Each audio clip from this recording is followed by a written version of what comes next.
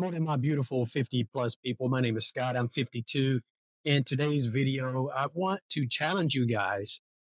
5 things I want to challenge you guys to do. These are some things that I talk about with my clients that I coach, mindset related things uh, that I coach. And I apologize. The sun is the direction I decided to drive today. The sun is all up in my eye. But number one, I want you guys to stop spending time with toxic people. We always have to be in the season of auditing people out of our lives. And what do I mean by that? It doesn't mean that we can't love them. We can't still potentially have a relationship, but sometimes we have to love people from afar, like really far away, because they are energy vampires. They are sucking the proverbial life out of us because they're no longer serving us and helping us to be better versions of ourselves. So I want to challenge you guys to really embrace pushing those toxic people out of your life. I understand that it's harder to make friendships and build relationships as we get older. It's not like it was when we were younger. It's not like it was when we were in school. You think about that. We're in close proximity with one another, easier to foster relationships. So we tend to settle into routines as we get older. We tend to hang on to things because we know it's a bit harder and we get settled into a rut. But I want to challenge you to audit those toxic people out of your life and always be in a state of auditing people out of your life that are where you're not collaborating together, energy wise and uplifting one another. There are some people every one of you got somebody toxic in your life that you're hanging on to because of convenience, or you've spent so much time with them over the years. You're like, gosh, I don't want to waste it. You feel like you don't want to waste all that time and energy you've built in and you put into it. But man, you just sometimes got to do that because it's for you. These are the times of our year, the time of our lives when we get past 50 that we need to enjoy. It's interesting. My mother, would always tell me. She still tells me to this day that, hey, you're going to get to a point to where you're not going to give a damn. And she said, I can't tell you when that's going to be. It's different for everybody, but it's going to happen. I think for me it was around 47, but really more so when I hit 50. It was like, man, I just don't care. Not where I don't care about people and concerned about people. I love people. I love all human beings, and I'm not going to do anything harmful to them. But I just don't care about their opinions. I don't care about if I say something, if they ask me my opinion on something, I'm not worried about. Particularly if I'm coming from a place of kindness and goodness, I'm not worried about their opinion of that. They're adults; they have to process that emotion on their own. I just show up and try to be as authentic as myself as I possibly can. That's number one. Number two, we got to stop resisting change as we age. It's so easy. Again, you're going to see a common theme here. It's so easy to settle into a routine of sorts. It's so easy to settle into, and I apologize for the half shadow, man. This sun is brutal. Need to stop resisting the challenges of change and accept them. You think about a tree, you think about, you know, the redwoods or a big oak tree, how do they get large and big? They're fighting the winds and storms and all that kind of stuff all the time. But they work with the wind. They find ways to coexist with the wind. And what do? The roots get longer. The roots get deeper and more significant. And uh, and it helps them to apologize. My GPS on my other device was acting funny. This goes to conversation around also technology. We tend, as we get older, resist and we settle in to again things and resist embracing technology. The world is so fast. Embracing some just recent technology can really keep you connected to those relationships that we want to continue to foster and build. Number three, I want you to stop allowing other things to interfere with your health, and not just your physical health, but your mental health. So what do I mean? How do you do that? So every morning before my feet hit the floor, I have a meditation of gratitude. And my meditation of gratitude is very simple. You think about those normal things that we have gratitude for, like my health, my kids' health, my wife's health, all those kind of things.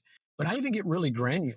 because when we get real granular about things, it makes it really hard when we start our day to be upset about stuff. And what I mean by that, like this sounds silly, but I say I'm thankful for the trash service that comes pick up the trash.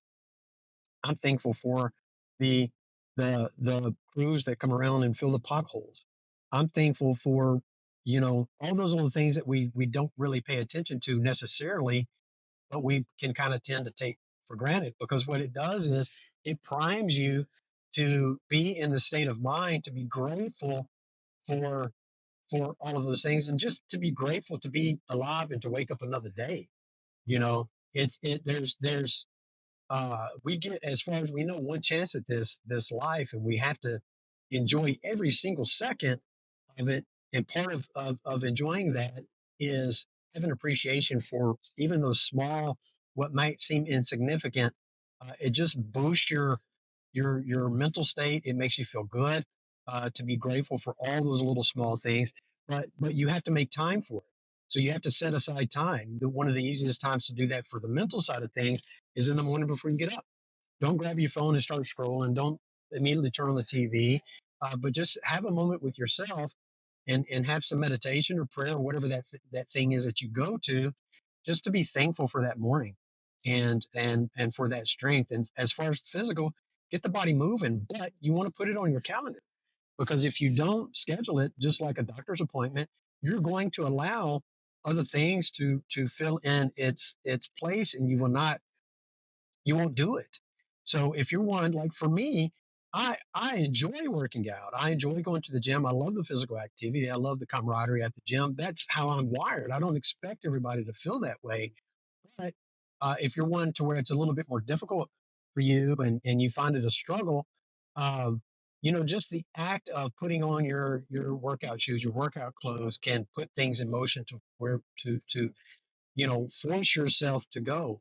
But to make it really real and to happen, you have to put it on your calendar, or you will allow things. Even when as we get older, we tend to have more free time. We will let other things fill its spot. And you subconsciously or consciously, we may do that because we're trying to avoid it. Put it on your calendar and be consistent.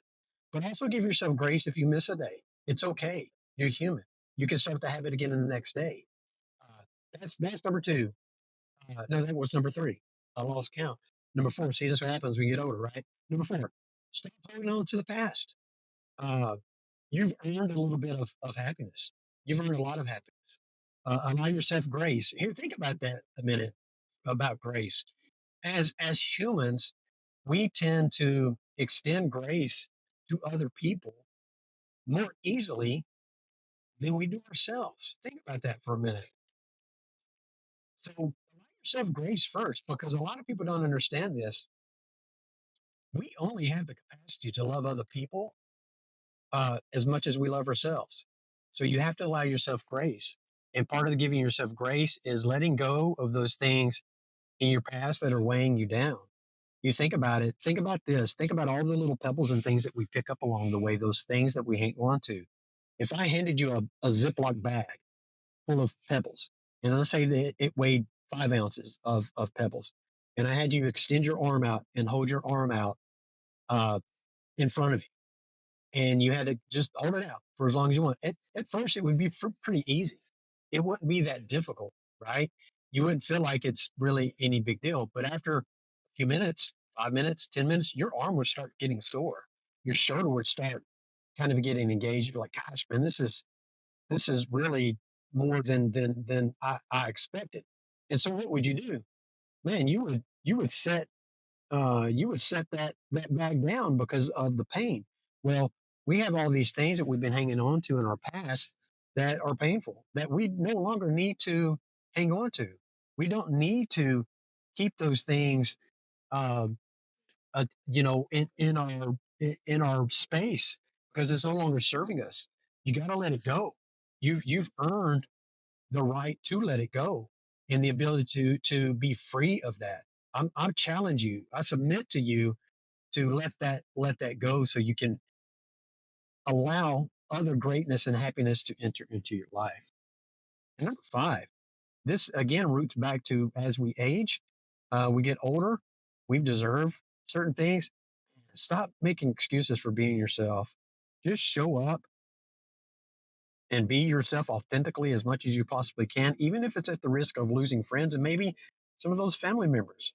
But particularly with the friends, if they can't take you how you show up to the table, then maybe they're really not friends, because true friends uh, take you exactly how you are, and there's a symbiotic relationship that happens between you guys when people accept you and care about you for all those things. And so that also kind of brings up too, like allow others to be themselves.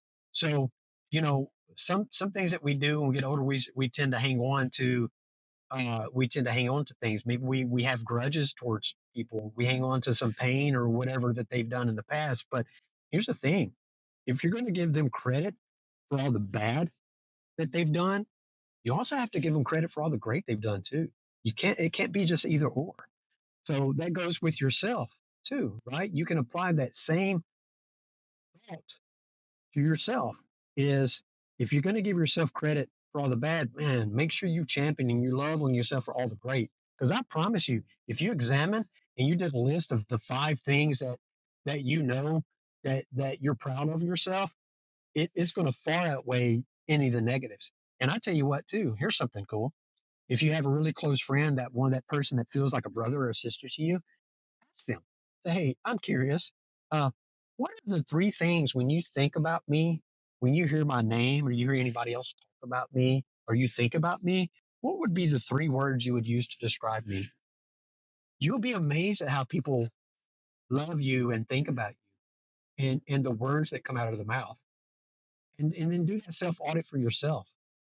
I think you would be surprised at what you are and uh, what I just ran a red light. I didn't mean to. I apologize. I'm so sorry. They have a new setup on traffic pattern. I'm sorry. The lines aren't there. It's just a new light plopped here. I will drive through this way all the time. It's very weird. Uh, that was weird. So I apologize for that. Sorry, cars. But anyway, but ask your closest friend, to give top 5 words that stand out to them that describe you, and then do that to yourself, and then give it back to them. They'll give you a gift, but you'll feel even better giving them a gift back. So try that. I hope this helped. I hope you guys found this insightful. Like, share, subscribe. I do this kind of content all the time for 50 plus. This channel will also, I'll be interviewing people in the podcast portion of this YouTube channel, interviewing other 50 plus people that are inspiring, that are on a journey, that have had life changes, interesting stories. That's going to be coming soon. I have a background, a media company that we produce content for radio, podcast, and TV. We have a TV show that's on Fox. Been at this game of podcasting and radio and TV stuff for about 15 years. And I've had a lot of success with this. My first venture. I've had a YouTube channel for about 16 years, but this channel in particular is brand new. We're expanding into this is new. So if you like what you hear, just plug in and you'll get a lot more great content. All variety, but it's all going to be based on those things around that impact those of us that are 50 and older. So it'll be stories about health. It'll be stories about hacks. It'll be stories about inspiration. It'll be stories about, hey, how the body changes, those kind of things. Because I'm also a fitness trainer and nutritionist, have been for 20 years. So there's going to be things like that I'll be able to give you guys that have helped many of my clients. Most of my clients are over 50. Some of those things that are beneficial. So thank you for watching this. Thank you for your support. Love you guys. Have a wonderful day. See you again soon. Peace.